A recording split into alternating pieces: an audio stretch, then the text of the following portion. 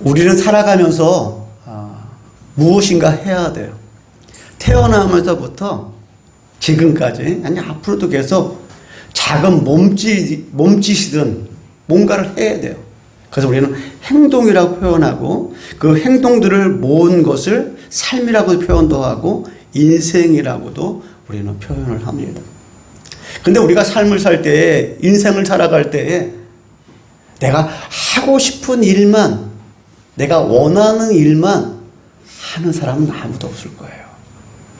아무리 이 땅 가운데 최고의 권력자를 가졌던 왕일지라도, 아니면 현 시대에 최고의 힘을 가진 대통령이라고 할지라도 내가 원하는 것, 내가 바라는 것, 내가 하고 싶은 일을 다 하는 사람이 있을까요?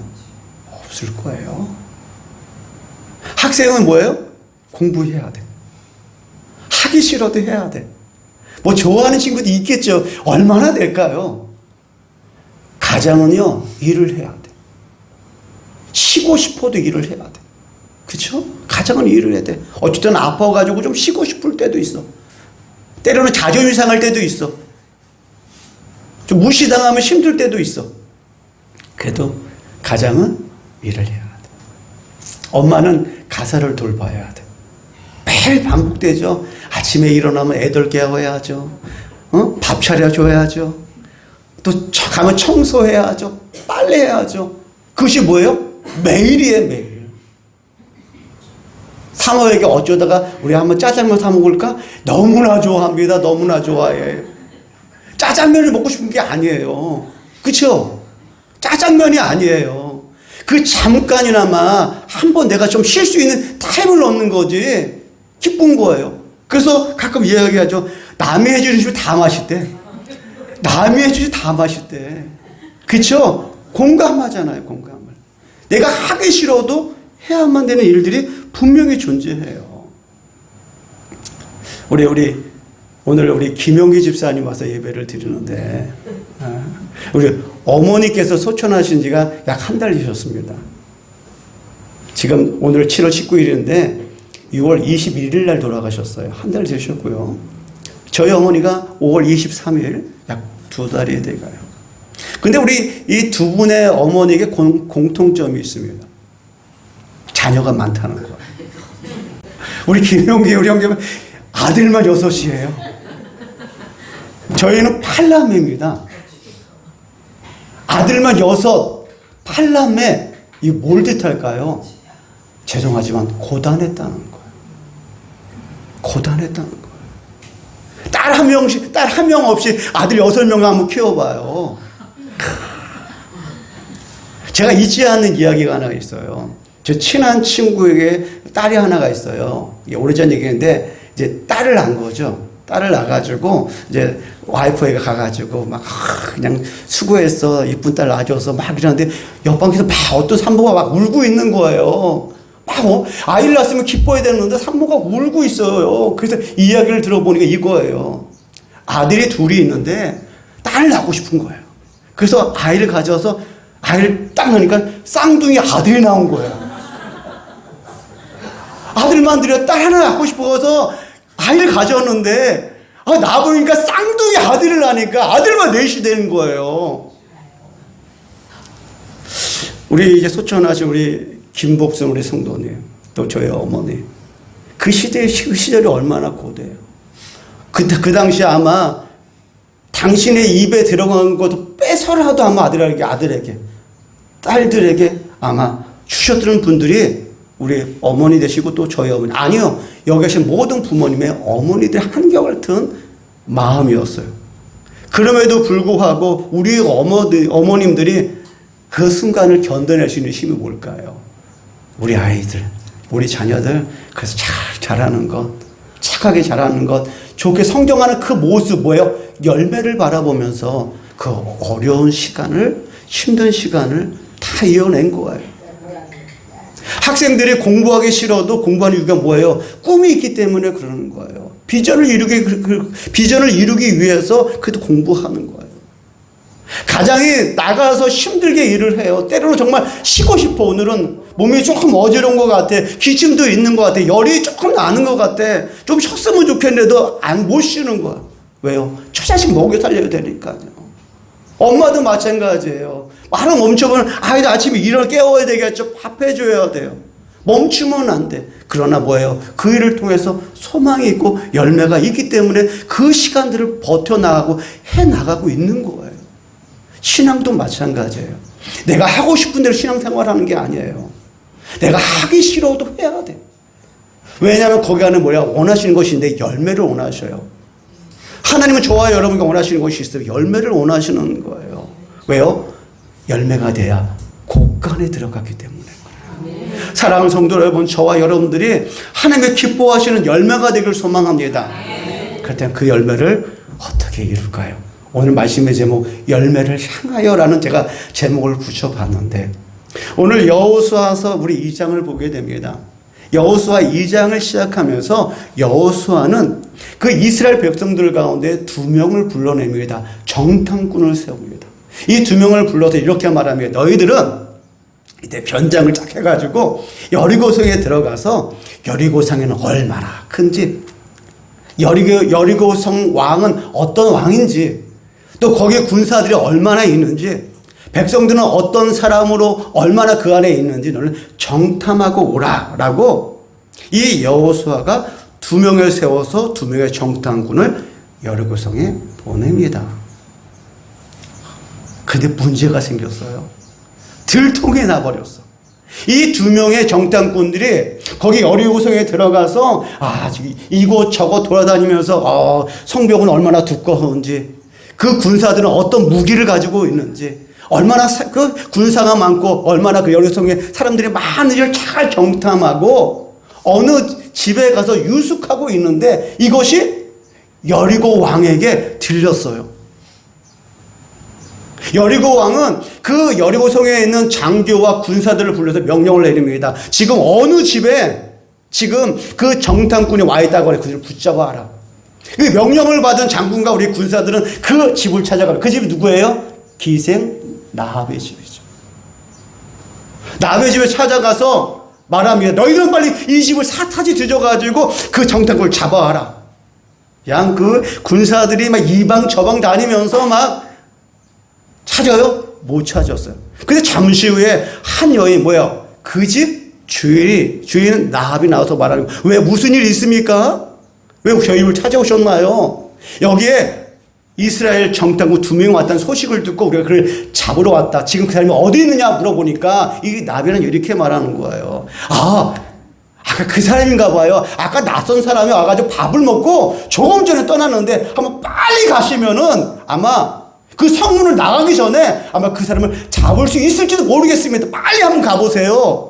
라고 라비라는 여인이 말해주고 그 장교와 군사들은 그 나합의 이야기를 듣고 그 성문 쪽으로 달려가지만 그 2명의 정탐꾼을 찾지 못합니다. 왜 찾지 못하죠? 오늘 6절에 나오죠. 읽어보겠습니다. 시작. 그들을 이끌고 지붕에 올라가서 그 지붕에 넓은 삼대에 숨겼더라. 아멘. 그가 누구예요? 나비란 여인이 그 2명의 정탐꾼을 알아보고 정탐꾼을 잡으러 여리고 왕이 군사를 보낸 것을 알고 미리 뭐예요? 그 집 지붕 3대 밑에 숨겨버렸어요. 오늘 저와 여러분이 주신 첫 번째 은혜의 말씀이에요. 이 말씀이 뭘까요? 하나님의 은혜, 하나님의 도움으로 살아간다는 거예요. 다시 말해서 이 표현은 내가 계획할지라도 그 길을 인도하시는 분 하나님이시라는 거예요. 저와 여러분이 아무리 계획하고 아무리 좋은 지혜를 가지고 우리가 계획했으라도 하나님께 인도하지 아니하시면 그것을 이룰 수 없다는 거예요. 한번 보겠습니다. 여호수아는 2명의 사람을 불렀어요. 이 2명의 사람을 왜 부른 거예요? 이 여호수아의 지혜예요. 하나님의 명령을 듣고 너는 가나안 땅에 들어가라. 가나안 땅을 점령하라. 라고 여호수아는 전장의 1장을 통해 말씀을 들었습니다. 근데 바로 들어가지 않고 2명을 부른 이유가 뭐예요? 여리고성을 들어가기 전에 그 성이 어떠한 성인지, 왕은 어떤 사람이 있는지, 군사는 얼마나 있는지 나도 지혜를 가진 거예요. 왜요? 덥석 들어갔다가 낭패를 볼 것 같으니까 뭐예요? 지혜를 쓴 거예요. 여호수아가 지혜를 가진 거예요. 근데 어떻게 됐어요? 들켜버렸어요. 나름대로 여호수아는 좋은 지혜라 생각했고, 또 거기에 있는 군사가 얼마가 되는지, 또 우리 군사가 뭘 준비해야 되는지, 혹시나 여리고성에 빈틈이 없는지를 살피기 위한 지혜를 가지고 2명을 보냈는데 불구하고 뭐예요? 들통이 나버렸어요. 만약에 하나가 이 2명의 정탐꾼이 정말 여리고 왕이 보낸 그 장교와 군사에게 만약에 잡혔다면 어떻게 될까요? 난리가 났을걸요? 이스라엘 진영에 난리가 났을 거예요. 지금 출발하자마자 아유, 이게 웬일이에요? 하나님 어떻게 된 거예요? 나 이거 강하고 담대하라고 말씀하셨잖아요. 지금 내가 첫 번째로 내가 지도자여서 모세를 이어서 첫 번째 지도자여서 처음 명령을 내렸는데 이 2명의 정탐꾼이 잡혀버렸어요. 이 이야기를 들은 이스라엘 백성들이 어떻게 할까요? 낙심되지 않을까요? 절망되지 않을까요? 그 200만 명 되는 그 많은 이스라엘 자손들 가운데 모든 100%가 여호수아를 다 지지했을까요? 그런 사람 없어요. 대부분 지지했어도 어떤 사람은 그래 너가 얼마나 잘하나 한번 지켜보자, 이런 사람도 있을 수 있어요. 그런데 그 2명의 정탐꾼을 명령해서 보냈는데 많은 사람들 그 2명이 붙잡혔다고 한다면 그럴 줄 알았어. 어떻게 여호수아가 모세를 대신할 수 있어? 어림없어 라고 정말 위협에 빠질 수 있는 그 순간에 뭐예요? 누가 있어요? 나합이라는 여인이 있는 거예요. 그 나합이라는 여인을 누가 준비하였나요? 하나님이 준비했다는 거예요. 우리가 아무리 계획할지라도 그 계획 가운데 하나님가 인도하지 아니한다면, 지키지 아니한다면 그 길을 이룰 수 없다는 거예요. 저와 여러분 시간 살아가면서 저와 여러분의 시간 이루신 여러 가지 일들이 있습니다. 그때 내가 잘해서 그런 거야. 여보, 내가 그때 아파트 잘 샀잖아. 얼마나 올랐어. 그치? 내가 잘한 거야 라고 생각을 하죠. 아니에요. 하나님께서 그 계획 가운데, 그 뜻감 가운데 뭐예요? 은혜를 베풀어 주셔서 된 것이지 여러분이 뭔가 잘해가지고 지혜로 된 것이 아니에요. 지금 절망과 낙심 가운데 있는 지금 뭐예요? 여호수아와 이스라엘 백성들을 구하신 게 누구예요? 하나님이라는 거예요. 여호수아는 나름대로 지혜를 가졌어요. 내가 2명 한번 보내보자. 지피지기면 백전백승이지. 나무라고 나를 하면 이긴다 생각하니까 지혜를 가졌지만 털컥 들통이 나버렸어요. 그러나 그 가운데 하나님께서 지키시고 보호하셨다는 거예요. 성도님들은 잘 알다시피 저는 목회를 좀 늦지막히 했죠. 제가 41에 대학원 들어가고 또 44살 때 졸업을 했습니다. 제가 그 대학원 3년 기간 동안 제가 교육 전도서를 했고요. 감리교는 그 대학원을 졸업하고 목회길을 가려고 한다면 2가지 방법이 있습니다. 첫째는 어느 교회 담임 전도사가 된다든지, 아니면 그 감리교에서 인정하는 시험을 보고 100명 이상 되는 교회에서 승인하면 그 수련 전도사님이라는 그 과정을 받습니다. 3년이란. 그 3년 다 해마다 시험을 다 통과한다는 기준이에요. 담임 전도사 한다든지, 어느 교회 담임 전도사, 아니면 100명 이상 되는 교회에서 그 수련 시험을 통과한 자를 받아주면은 그 3년 기간을 통해서 목사 안수를 받는 과정이 필요해요. 저는 2번째 후자를 선택한 겁니다. 대학원을 졸업하고 감리교에서 실시하는 수련 목회자, 수련 전도사 시험을 합격을 했어요. 그러고 나서 100명 이상 되는 교회, 제가 있던 교회, 그 성성교회가 한 500명 됐거든요. 그래서 그 교회에서 제가 수련 목회자, 수련 전도사를 거기서 받아준 거예요. 그래서 또 3년 지나고 모든 과정을 받게 되면 이제 목사 안수를 받아야 됩니다. 제가 개척을 딱 2번 준비할 기회가 있어요. 첫 번째가 언제냐? 2016년도입니다. 언제냐면 제가 이 수련 목회자 이제 마치는 과정에 2017년도는 내가 목사 안수를 받아야 돼요. 그러기 위해서는 뭐가 필요하냐? 교회에서 나를 부담임자, 부목사로 인정한다든지, 아니면 아까 비슷하게 어느 교회에 담임 목사로 가야 목사 안수를 받을 수 있는 거예요. 근데 이 시간을 얼마 남겨두지 않냐고 2016년도에 제가 그때 있었던 그 교회 담임 목사님이 저를 불렀어요. 박 전도사, 그때 제 나이가 적지 않으니까 46이니까요.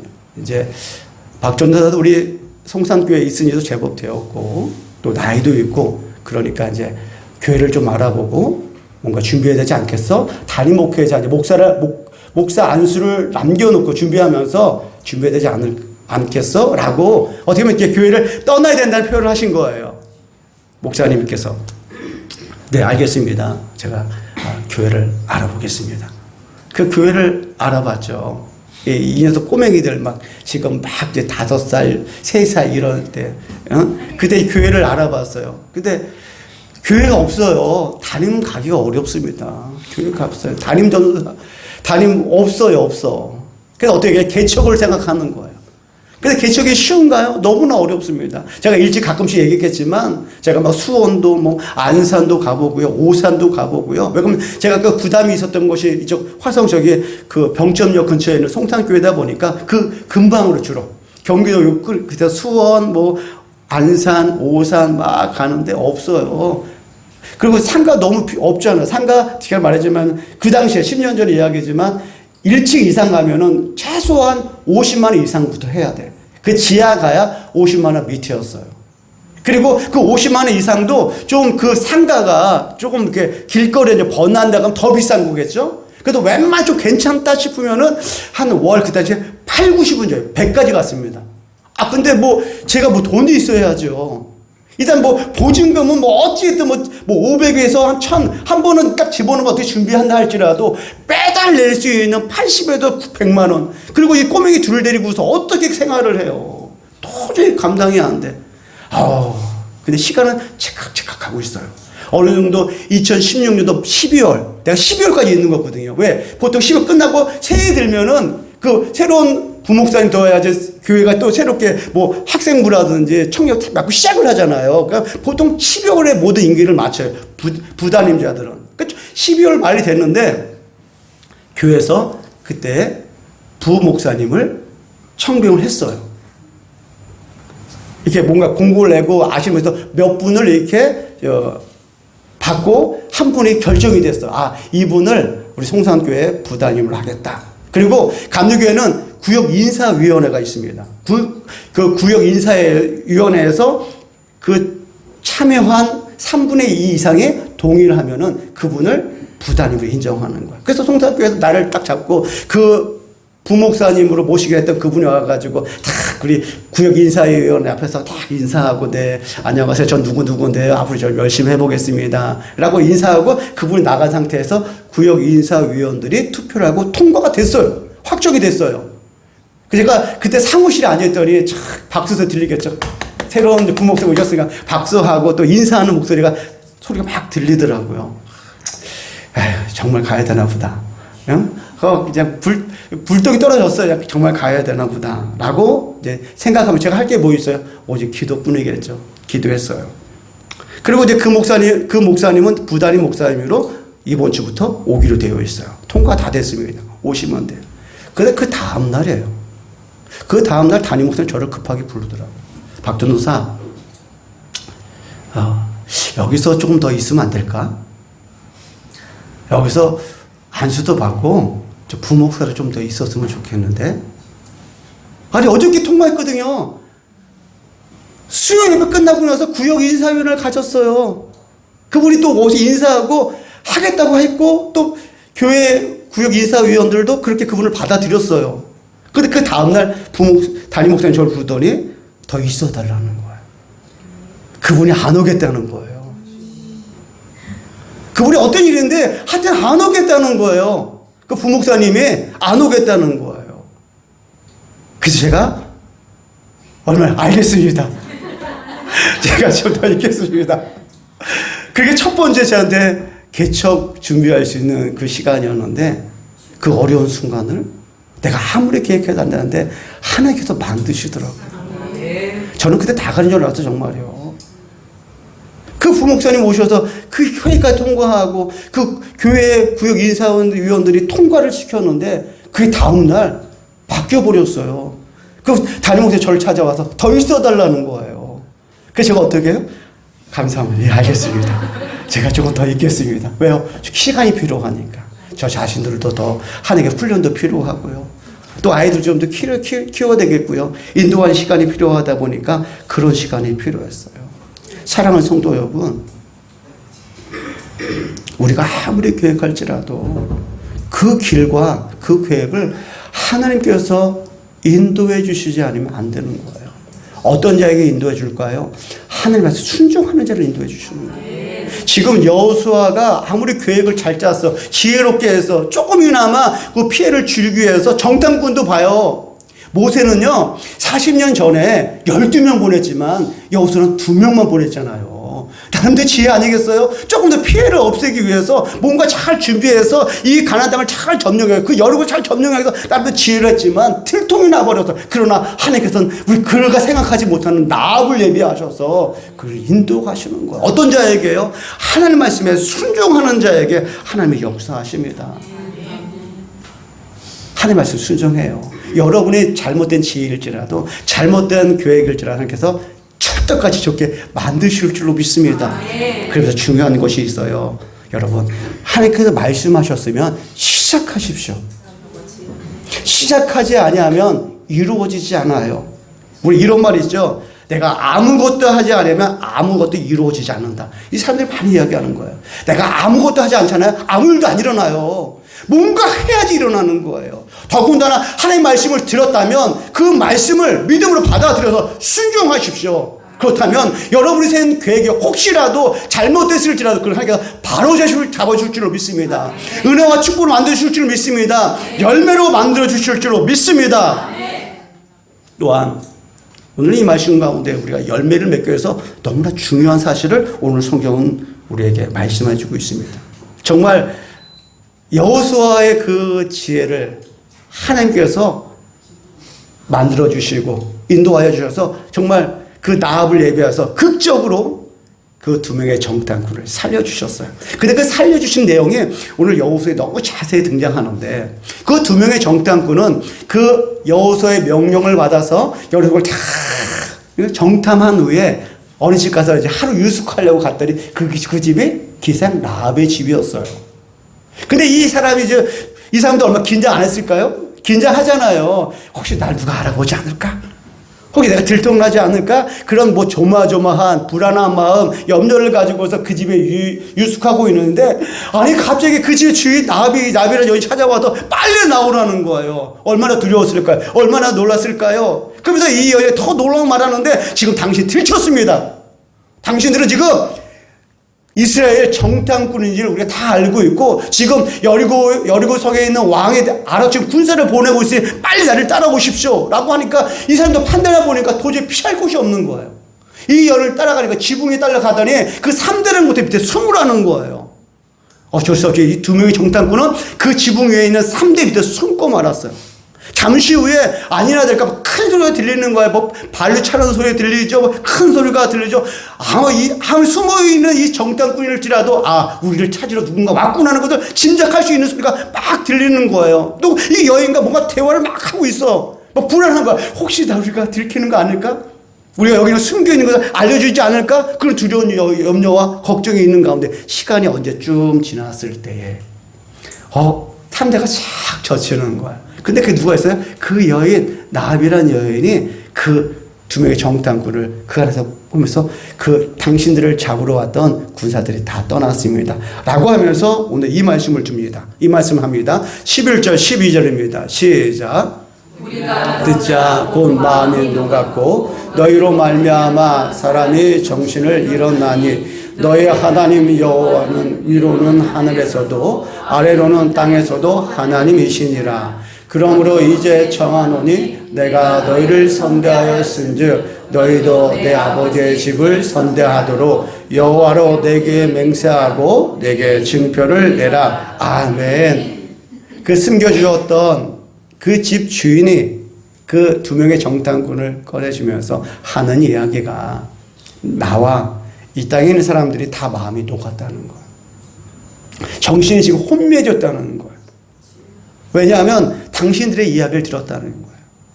하나님께서 당신들에게 행했던 일, 홍해가 갈라지고 반석에서 물이 나오고 아침에 나가면 만나가 이 들판에 가득하고 고기 먹고 싶으면 메추리가 날아오고 또 심지어 우리가 잘 건드려져 못한 아모리의 두 왕 시온과 옥을 꼼짝하지 못하게 했던 이야기를 우리가 듣고 간담에 녹았는데 이 땅 가운데 하나님 같으심은 없습니다. 그리고 내가 당신들을 우리가 당신을 선대하였듯이 우리를 선대해 주고 그 징표를 하나 달라고 합니다. 그때 두 명의 정탐꾼이 이렇게 말합니다. 우리가 살아서 돌아가면은 당신을 살려주겠습니다. 그러기 위해서 당신 집에 붉은 줄을 걸어두십시오. 그럼 우리가 이 집안에 있는 사람은 반드시 살게 될 것입니다. 라고 이야기를 해요. 오늘 저와 여러분들이 열매를 맺기 위해서 두 번째 주시는 말씀이 이 안에 있어요. 누구예요? 나합이란 여인 안에 있다는 거예요. 저와 여러분들이 이 말씀 가운데 단어를 하나 찾아야 됩니다. 죽음이에요. 죽음이라는 단어를 이 말씀 내용 안에서 찾아야 돼요. 이렇게 생각해 보겠습니다. 저와 여러분들이 지금 이 성경 속으로 한번 들어가 보겠습니다. 성경에서 들어가는데 저와 여러분들이 어떤 사람이냐면 여리고 백성들이에요. 저와 여러분들 여리고 백성들이에요. 지금 여리고 성 밖에 보니까 지금 이스라엘 자손들이 지금 200만 명이 벌떼처럼 메뚜기처럼 밖에 쫙 있는 거예요. 우리는 지금 여리고 백성들이에요. 더군다나 지금 이곳에 지금 우리를 점령하려고 온다는 거야. 너무나 무서워. 이야기만 들으면 생각할 수 없을 정도로 정말 대단한 일들이 있어. 근데 우리 집 옆집에 사는 나합이란 여인이 그 이스라엘 땅에 우리 땅을 점령하러 온 그 두 명의 정탐꾼을 숨겨줬던 사실을 알게 되면 어떻게 될까요? 여러분 어떻게 하시겠어요? 저 여러분 지금 이스라엘 백성들이 아니에요. 여리고 백성들이에요 지금. 근데 지금 밖에는 그 이스라엘 백성들이 이 땅을 점령해 왔어요. 이 땅을 점령해서 이스라엘 백성 두 명의 정탐꾼을 보냈는데 우리 옆집에 나합이라는 여인이 그 정탐꾼 두 명을 숨겨주었다면 여러분 어떻게 하시겠습니까? 가만두시겠어요? 둘 수가 없는 거예요. 다시 말해서 지금 이 여인은 나는 목숨을 걸고 있다는 거예요. 지금 목숨을 걸고 지금 이 나합이라는 여인이 뭐예요? 이 두 정탐꾼을 살려주고 있다는 거예요. 두 명의 정탐꾼을 살려주고 자기의 목숨을 걸고 이 정탐꾼을 살려주는 게 뭐가 된 거예요?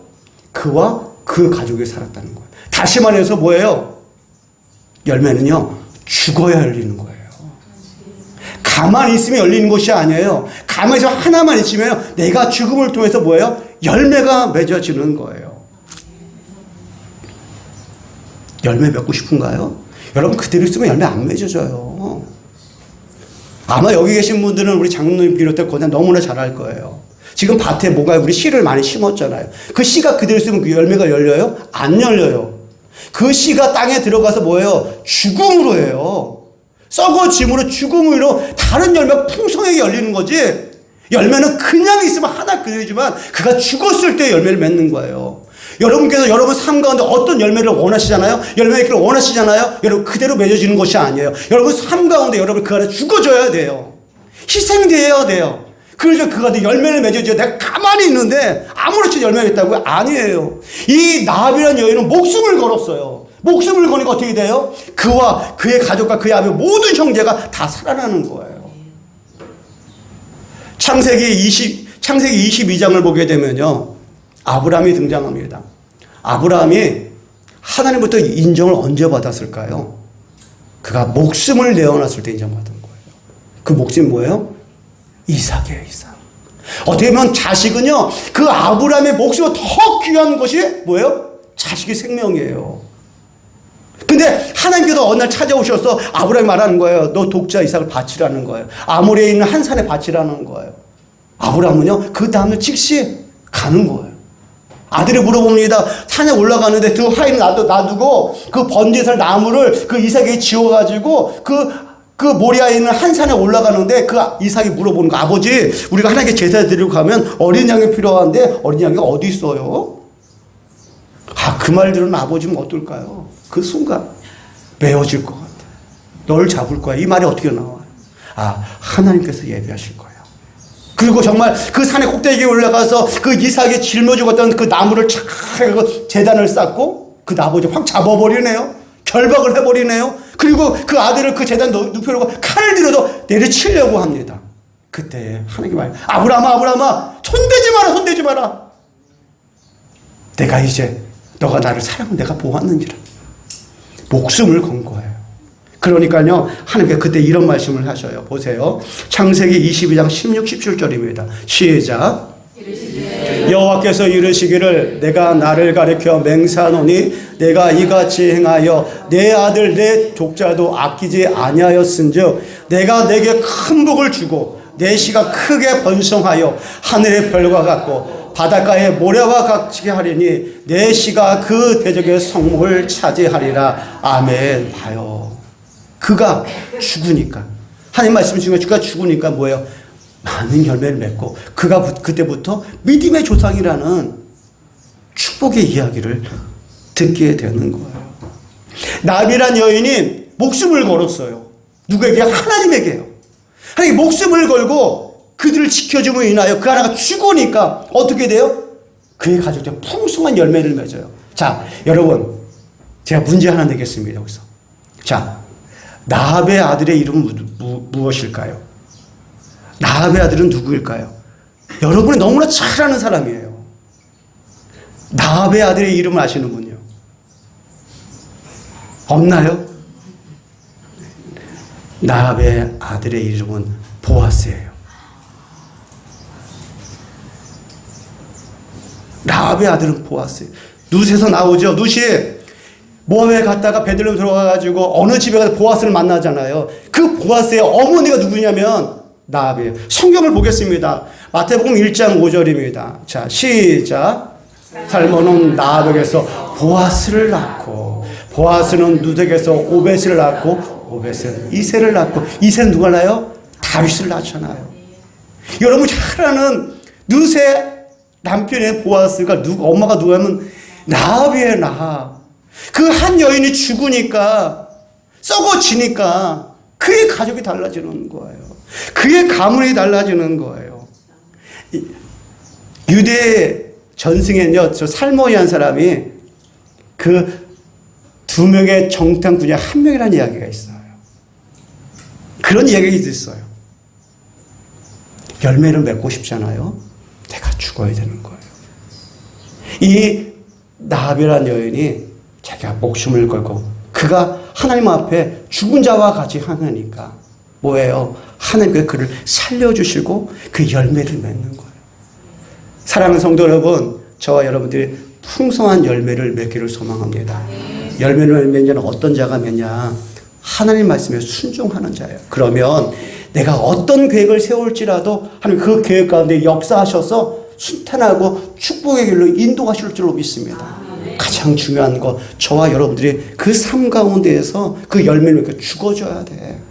그래야 열매가 맺죠. 나는 그대로 있는데, 나는 멀쩡한데 열매를 절대로 맺을 수 없어. 내가 열매를 맺기 위해서는 무엇인가 희생이 필요하고, 그 내가 죽어질 때 풍성한 열매를 맺는데, 사랑하는 성도님들이 믿음으로 말씀으로 여러분 삶 가운데서 원하는 것을 이룰 때 죽어져서 그것에 주님께서 원하시는 풍성한 열매를 맺는 저와 여러분 되기를 주님의 이름으로 축복합니다.